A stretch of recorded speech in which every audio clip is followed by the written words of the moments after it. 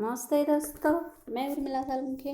Welcome to Vivekananda academy of human excellence. आज हम देखने वाले हैं, विषय है हमारा हिंदी 9वीं कक्षा से। लेसन हमारा है काका कालेलकर जी का लिखा हुआ। लेसन का नाम है कीचड़ का काव्य। हमारे इस लेसन का नाम है कीचड़ का काव्य और इसे लिखा हुआ है लेखक काका कालेलकर जी ने। पहले हम देखेंगे काका कालेलकर जी के बारे में। काका कालेलकर का जन्म महाराष्ट्र के सतारा नगर में सन 1885 में हुआ। काका की मातृभाषा मराठी थी। उन्हें गुजराती, हिंदी, बांग्ला और अंग्रेजी का भी अच्छा ज्ञान था। गांधी जी के साथ राष्ट्रभाषा प्रचार में जुड़ने के बाद काका हिंदी में लेखन करने लगे।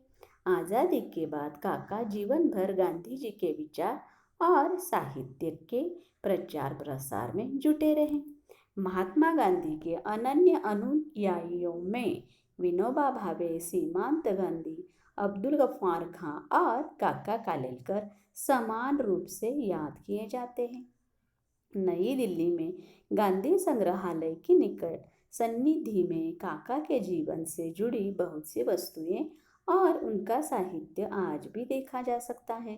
देश के प्रायः कोने कोने में यायावार की तरह भ्रमण करने वाले काका की चर्चित कृतियां हैं हिमालयनो प्रवास, लोकमाता, यह यात्रा वृत्तांत, स्मरण यात्रा, संस्मरण है, धर्मोदय, आत्मचरित्र है, जीवननी, आनंद, अबरनावर, निबंध संग्रह है। काका ने कई वर्षों तक मंगल प्रभात पत्र का संपादन भी किया। काका के लेखन की भाषा सरल, सरस, ओजस्वी और सारगर्भित है। विचारपूर्ण निबंध हो या यात्रा संस्मरण, सभी विषयों की तर्कपूर्ण व्याख्या काका की लेखन शैली की विशेषता रही है।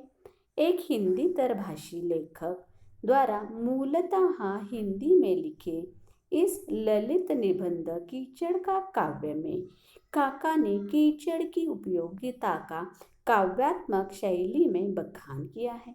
काका कहते हैं कि हमें कीचड़ के गंदेपन पर नहीं अपितु उसकी मानव और पशुओं तक के जीवन में उपयोगिता पर ध्यान देना चाहिए। उत्तर पूर्वी राज्यों में सबसे ज़्यादा पैदा होने वाली धान की फसल कीचड़ में ही उग पाती है। कीचड़ न होता तो क्या क्या न होता, मानव और पशु किन नियामतों से वंचित रह जाते, इसकी एक बानगी यह निबंध बखूबी दर्शाता है। कीचड़ हेय नहीं श्रद्धेय है। हेय मतलब कि वह छोटा नहीं है। यह लेखक ही नहीं पाठक भी स्वीकारता है। अब हम देखेंगे लेसन कीचड़ का काव्य। आज सुबह पूर्व में कुछ खास आकर्षक नहीं था। रंग की सारी शोभा, शोभा मतलब सुंदरता, उत्तर में जमी थी। उसी दिशा में तो लाल रंग ने आज कमाल ही कर दिया था। कौन सी दिशा में? उत्तर दिशा में, परंतु बहुत ही थोड़े से समय के लिए। स्वयं पूर्व दिशा ही जहाँ पूरी रंगी न गई हो, वहाँ उत्तर दिशा कर करके भी कितने नखरे कर सकती है। लेखक का मानना था कि जहाँ पर सूरज उगने के बाद पूर्व दिशा में जो रंग होता है उसकी ही लालिमा उत्तर दिशा में होती है। वहाँ पर ही पहले से ही कुछ खास आकर्षक नहीं था, तो पूर्वी दिशा ही पूरी रंगी नहीं थी, तो उत्तर दिशा और कितनी उजली हो सकती थी।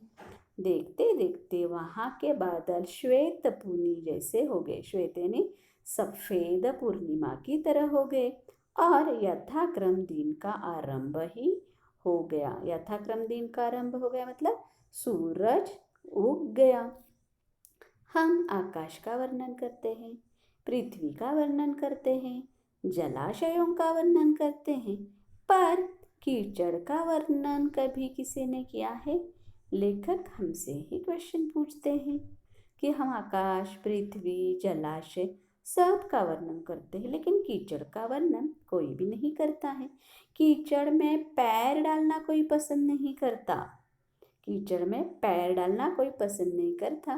कीचड़ से शरीर गंदा होता है, कपड़े मैले हो जाते हैं। अपने शरीर पर कीचड़ उड़े, यह किसी को भी अच्छा नहीं लगता और इसलिए कीचड़ के लिए किसी को भी सहानुभूति यानी बिल्कुल भी सिंपैथी नहीं होती है।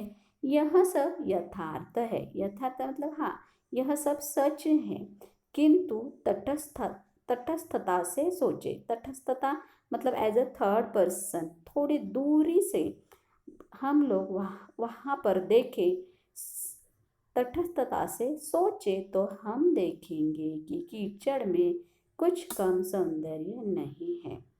अगर हम थोड़ा सा एक दूर से उसकी तरफ देखें तब हमें पता चलेगा कि कीचड़ भी सौंदर्य होता है। कीचड़ में सौंदर्य होता है। पहले तो यह है कि कीचड़ का रंग बहुत सुंदर है। देखो, आज तक हमें पता ही नहीं था। कीचड़ के रंग के बारे में हम मालूम होते हुए भी हम देखते ही नहीं थे और नहीं देखने की वजह से हमें पता नहीं होता था। पुस्तकों के गत्तों पर, गत्तों यानी बुक्स के, नोटबुक के कवर, पुस्तकों के गत्तों पर, घरों की दीवालों पर अथवा शरीर पर के कीमती कपड़ों के लिए हम सब कीचड़ के जैसे रंग पसंद करते हैं। देखो कि ये कीचड़ का रंग जो है कि वह हम क्या करते हैं, बुक्स, नोटबुक के कवर के लिए उसका ही इस्तेमाल, उसी रंग का इस्तेमाल करते हैं। हमारी घरों की जो दीवारें होती हैं वहाँ पर भी इस रंग को प्रेफरेंस दिया जाता है। शरीर पर हम जो कपड़े पहनते हैं उन कपड़ों में भी इस रंग को हम चुनते हैं। कलाभिज्ञ मतलब आर्टिस्ट लोग, कलाकार, कलाभिज्ञ लोगों को भट्टी में पकाए हुए मिट्टी के बर्तनों के लिए यही रंग बहुत पसंद है। हम देखेंगे ना कि हम जो मिट्टी के बहुत से जो बर्तन होते हैं उन बर्तनों को भी इसी का ही रंग दिया जाता है, कीचड़ वाला। फोटो लेते समय भी यदि उसमें कीचड़ का एक आध ठीकरे का रंग आ जाए तो उसे वार्म टोन कहकर विज्ञ, विज्ञ मतलब ज्ञानी लोग खुश खुश हो जाते हैं। पर लोग कीचड़ का नाम लेते ही सब बिगड़ जाता है। लेकिन देखो, हमने सभी तरफ कीचड़ के रंग का जो रंग है, कीचड़ का जो रंग है वह सभी जगह, चाहे कपड़ा हो, बर्तन हो, फोटोग्राफी हो, सभी तरफ हम लोग क्या करते हैं, उसी रंग को इस्तेमाल करते हैं, पसंद करते हैं। लेकिन कीचड़ का नाम लेते ही क्या हो जाता है, हमें अच्छा नहीं लगता है, सब बिगड़ जाता है। नदी के किनारे जब कीचड़ सूख कर उसके टुकड़े हो जाते हैं तब वे कितने सुंदर दिखते हैं।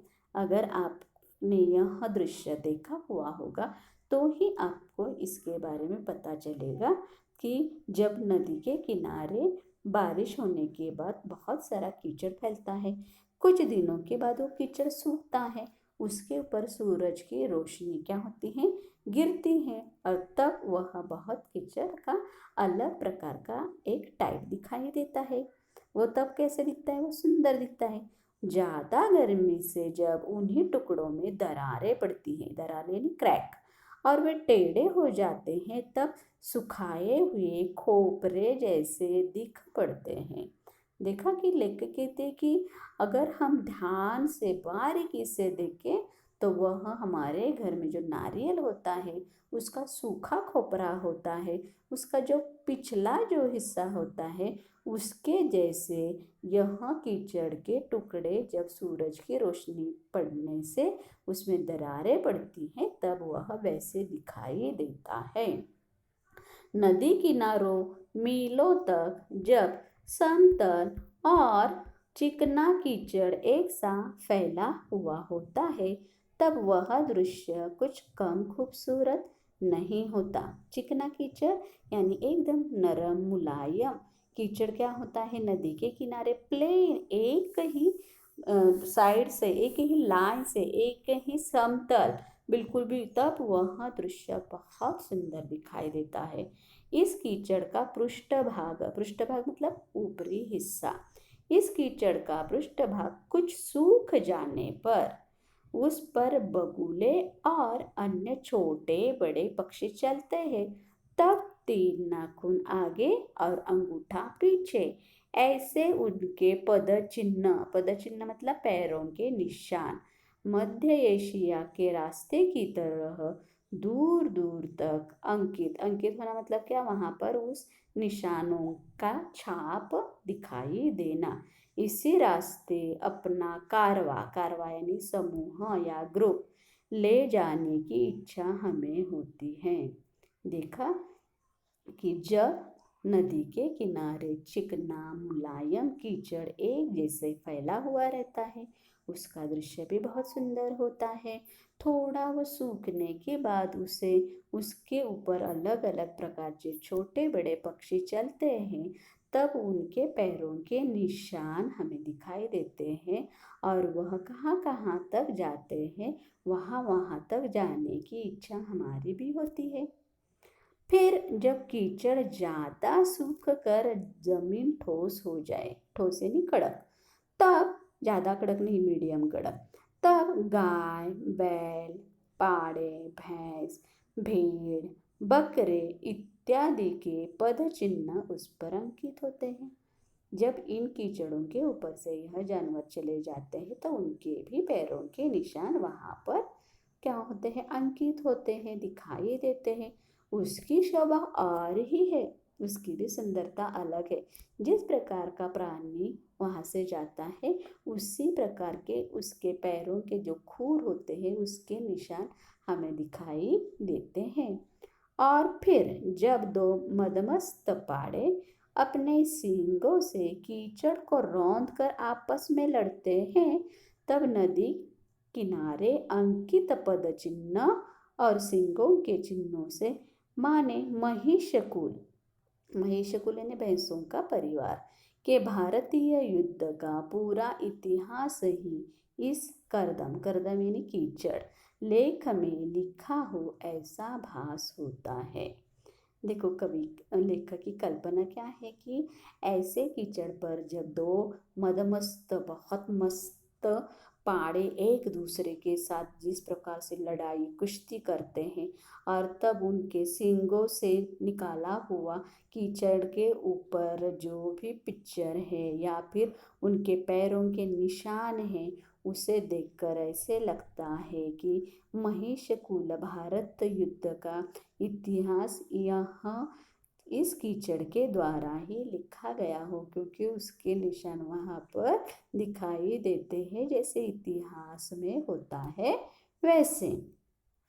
कीचड़ देखना हो तो गंगा के किनारे या सिंधु के किनारे, कीचड़ को अगर हमें, और ज़्यादा मात्रा में अगर हमें कीचड़ को देखना है तो गंगा या सिंधु के किनारे, क्योंकि ये दोनों नदियाँ बहुत बड़ी हैं और उनके तीरों पर हमें इस प्रकार का बहुत मात्रा में कीचड़ देखने को मिलता है। और इतने से तृप्ति न हो तो सीधे खंबात पहुंचना चाहिए। लेकिन अगर हमें लगता है गंगा या सिंधु के नदी के किनारे में क्या ज़्यादा नहीं है, इससे हम खुश नहीं होते हैं, तो हमें कहाँ जाना है, खंबात जाना है। वहाँ पर क्या है, वहाँ मही नदी के मुख से आगे जहाँ तक नजर पहुँचे वहाँ तक सर्वत्र सनातन कीचड़ ही देखने को मिलेगा। मही नदी के मुख के आगे हमारी जहाँ पर नजर जाती है, वहाँ सभी तरफ हमें पहले से लेकर आज तक सिर्फ कीचड़ और कीचड़ ही दिखाई देखने को मिलेगा। इस कीचड़ में हाथी डूब जाएगा ऐसे कहना न शोभा दे, ऐसी अल्पोक्ति करने जैसा है। उस कीचड़ को देखकर अगर हम कहेंगे कि उसमें हाथी डूब जाएगा, तो नहीं, इससे यहाँ ऐसा भी कहना हम उसको बहुत छोटी सी बात कहते हैं, पहाड़ के पहाड़ उसमें लुप्त हो जाएंगे ऐसा कहना चाहिए। कि वहाँ पर बहुत, कि सिर्फ हाथी ही नहीं, पहाड़ के पहाड़ क्या होते हैं, उसके अंदर लुप्त मतलब गायब हो जाते हैं, ऐसा ही कहना चाहिए। हमारा अन्न कीचड़ में से ही पैदा होता है। हमारा अन्न कीचड़ में से ही पैदा होता है। इसका जागृत भान यदि हर एक मनुष्य को होता तो वह कभी कीचड़ का तिरस्कार न करता। लेकिन कहते हैं कि हमारा हम जो खाते हैं अन्न वह पैदा तो कीचड़ में से होता है, और इसके बारे में हमें इस बात का भान यानी कि हमें पता होना चाहिए। अगर ऐसा होता तो हर एक मनुष्य क्या करता, कभी भी कीचड़ से तिरस्कार यानी नफरत नहीं करता। एक अजीब बात तो देखिए, पंक शब्द घृणास्पद लगता है। पंक मतलब कीचड़, पंक शब्द घृणास्पद मतलब हमें अच्छा नहीं लगता है, जबकि पंकज शब्द सुनते ही कवि लोग डोलने और गाने लगते हैं। पंकज मतलब क्या, कीचड़ में जन्म लेने वाला। कौन, कमल। यह सुनते ही हम आम लोग भी क्या करते हैं, डोलने और गाने लगते हैं। मल बिल्कुल मलिन माना जाता है, किंतु कमल शब्द सुनते ही चित्त में प्रसन्नता और आह्लादत्व फूट पड़ते हैं। मल यानी कीचड़, और मलिन मतलब कीचड़ को मलिन माना जाता है, लेकिन कमल शब्द सुनते ही क्या, हमारा मन में क्या होती है, प्रसन्नता आती है, हमें बहुत अच्छा लगता है।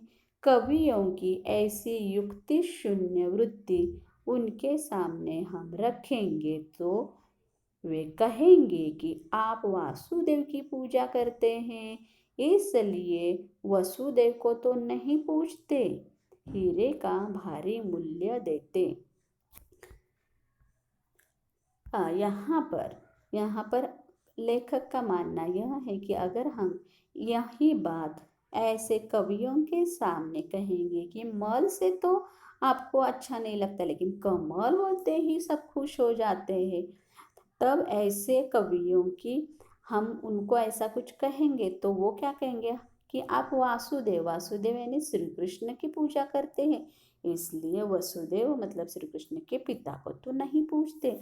हीरे का भारी मूल्य देते हैं, हीरे का भारी मूल्य देते हैं, किंतु कोयले या पत्थर का नहीं देते, और मोती को कंठ में बांध कर फिरते हैं, किंतु उसकी मातुश्री को गले में नहीं बांधते। कम से कम इस विषय पर कवियों के साथ तो चर्चा न करना ही उत्तम।